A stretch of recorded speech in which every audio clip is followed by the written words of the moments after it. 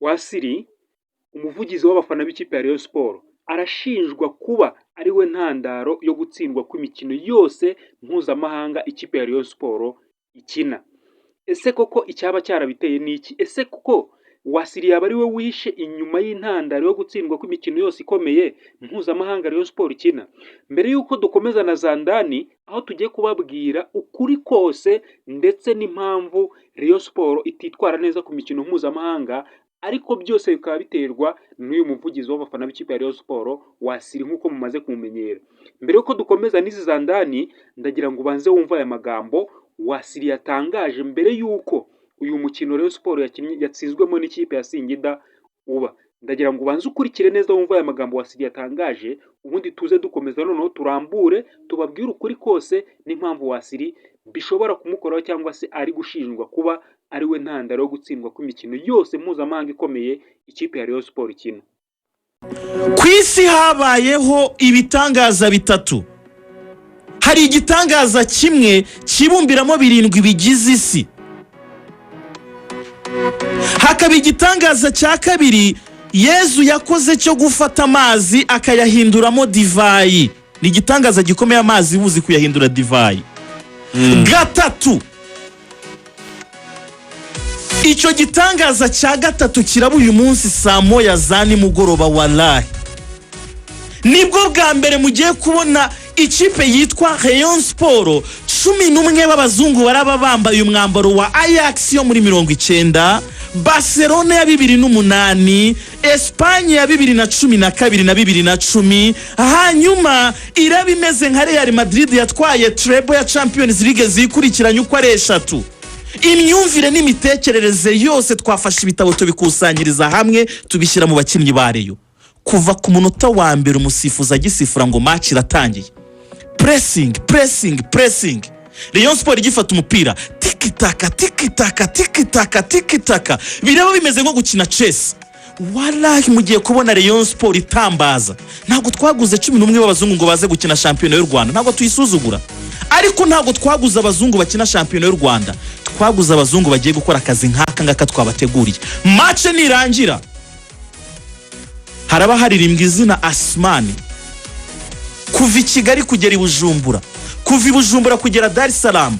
Uyu munsi araza kuduha ibyo yatumenyereje. Ntihagire umurebe ugira ubwoba bwo kuza muri stade. Uyu munsi turatsinda kandi Singida tuzayivanamo. Hashtag ni imwe, Sisi Rayon Sport. Kwa round hii tutavuka. Ayatangira uvuge ngo mabibi na mabwana. Unukomereza. Mabibi na mabwana. Sisi Rayon Sport kwa round hii Rayon Sport tutavuka. Mu Kinyarwanda, bakunzi b'ikipe ya Rayon Sport, bagore namwe bagabo, bana batantine ba onkre, bakuru banje na barumuna banje, iyi round Rayon Sport irimo irakina, abazungu 11 bazakomeza. Nzagaruka no ndimo ndashyushya match ikipe tuzaba dukina nayo iyikomoka muri Libya. Nibwo nzagaruka hano. Ari Karodi yarayigeze kwa Flambeau du Centre. Nayo yarayigeze. Yewe siniteguye Flambeau rwose. Imbabarire, hari ibintu ntigeze ndangiza n'ikipe zo muri Libya. Hari business nigeze soza n'ikipe zo muri Libya. Nizo kipe ntaratsindaho. Izi Burundi umaze iminsi uzitsinda. Izi Burundi se. Umuye n'ikipe y'u Burundi nkajya mu matsinda, abantu ibyo bintu babiha agaciro. Ntago babiha agaciro. Abantu ntago babiha agaciro. Ndimo ndasaba ko nongera kwihurira n'ikipe yo muri Libya. Nzagaruka hano ndimo ndashyushya match ya Rayon Sport n'ikipe yo muri Libya. Izindi match zo mu Rwanda zo ngiye kubazanira mu muvugizi w'imyaka 7. Urajya uvuga kuri shampiyona y'u Rwanda imyaka 7. W'imyaka 7 uvuga kuri imyaka 7 gutese muri experience. Uyu mwana w'imyaka 7 urajya uvuga kuri izi kipe zo mu Rwanda zitari mu marushanwa mpuzamahanga. Kuko ndarushye ntabwo ndajya mvuga kuri Singida, mbe ndi kuvuga ku ikipe yo muri Libya, mbe ndi kuganira ku matsinda, ngaruke mvuge ngo nzakina na Gicumbi. None se ntabwo uzavugira Pyramide?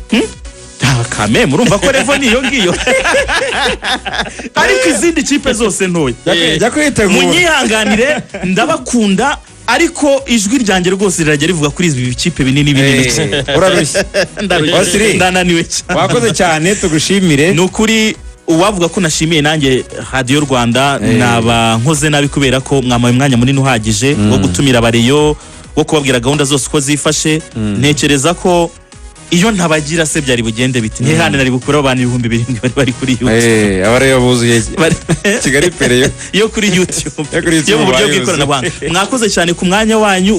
Niwitegereza neza uraza gusanga match zose zikomeye ikipe ya Rayon Sport yakinnye habanje kuvugwa amagambo nk'aya ngaya avuzwe n'umuvugizi wayo Wasili, umuvugizi w'abafana ba Rayon Sport Wasili.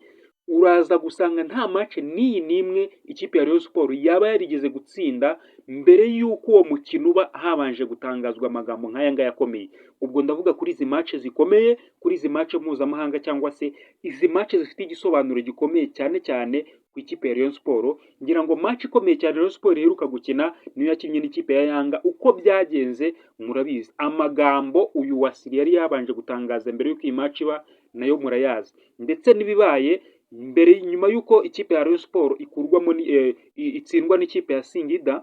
Yego nubwo bifite umukino wo kuzishyura muri Tanzania, ariko ngira ngo mwabonye ko ikipe ya Singida mu by'ukuri yatsinze ikipe ya Rayon Sport. Ahangaha Wasili rero arashinjwa byinshi, kuvuga ibitandukanye n'ibiri bibuze kuza gutanga resulta cyangwa se amagambo avuga na resulta zivamo. Akenshi muzabicunge neza n'ibintu biba bihabanye, abari contre y'ibyo ikipe ikina, y'ibyo ikipe iri byo, ndetse n'ibyo nawe ubwe avuga kuri iyo ekipe.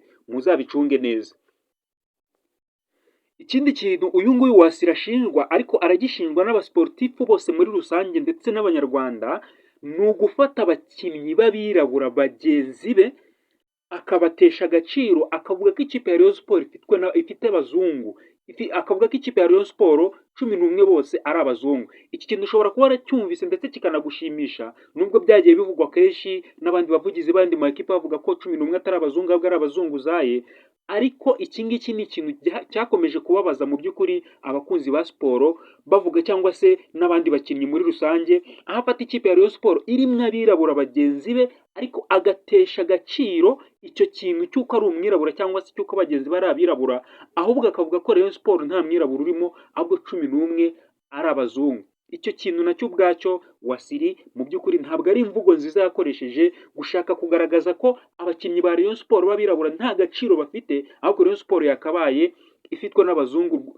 Mu gushaka kwerekana ko abazungu ari bo bafite agaciro cyangwa se uruhu rw'abazungu ari rwo rushobora kuba rufite agaciro kureza n'abirabura, kandi mu by'ukuri nawe wibuke ari umwirabura mugenzi wabo. Rero icyo kintu nacyo Wasili aragishinjwa, ukuyeho yuko amagambo yose uyu Wasili avuga nta kintu na kimwe afashe ikipe ya Rayon Sport uretse wenda kuba yakurura abafana. Ariko akenshi uzacunge neza match yagiye kubikomeye Rayon Sport, Wasili akabanza gutangaza amagambo nk'aya ngaya akomeye, iyo match yose Rayon Sport bigomba kuyitakaza. Sinzi impamvu, ariko birashinjwa ko Wasili biravugwa ko Wasili ashobora kuzahagarikwa gukomeza kuvugira ikipe ya Rayon Sport, cyane yuko nta match n'imwe yigeze ayivugira ngo Rayon Sport ibe yakitwara neza. Ndagira ngo rero niba wabuze match Wasili yaba yaratangaje amagambo nk'aya ngaya akomeye, Rayon Sport ikanayitwaramo neza igatsinda, witwandikire aho ngaho muri comment box.